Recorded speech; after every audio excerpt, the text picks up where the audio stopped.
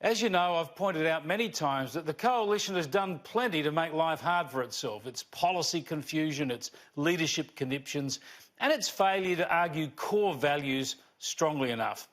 But the Labor alternative is frightening. Almost $400 billion in extra taxes at a time of economic fragility and a massive expansion of climate action that Labor won't put a cost on, but which we know will cost the economy dearly.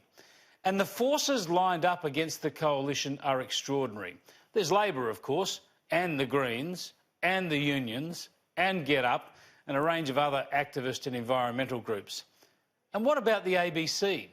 Its premier forum program last night, Q&A, in its final program for the election campaign, put up this panel.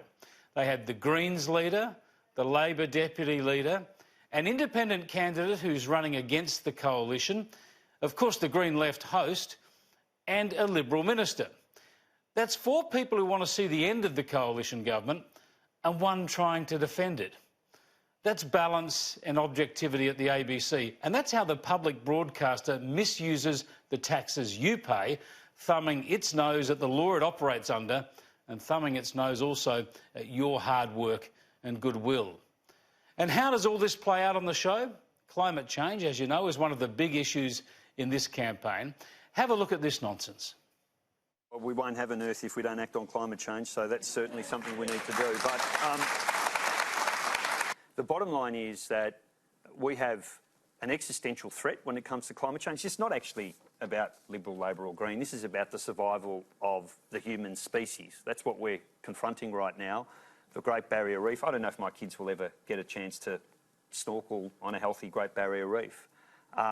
The collapse of the Murray-Darling, the fires, floods and so on. We have to deal with it. And, of course, making that transition creates jobs if we do it properly. You've got to laugh, don't you? No wonder schoolgirls are crying at protests. This sort of alarmism is a worry.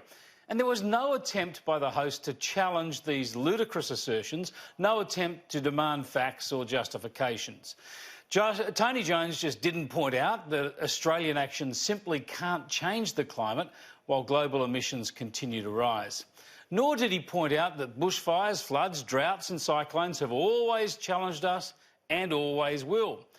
Nor did he point out that these fanciful predictions about green jobs never eventuate, or that the Greens' push for 100% renewable energy was either practical or affordable.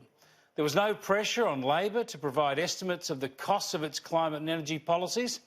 This is the sort of stuff we've seen throughout this election campaign. It is unintelligent, incurious and deeply worrying. It insults the intelligence of voters. It demonstrates how the media is letting down those very same voters. Labor and the Greens are getting away with crazy talk and absurd policies on climate and energy. And sadly, the Coalition just has not been strong enough in pointing this out. But maybe mainstream voters are smart enough to work all this out for themselves.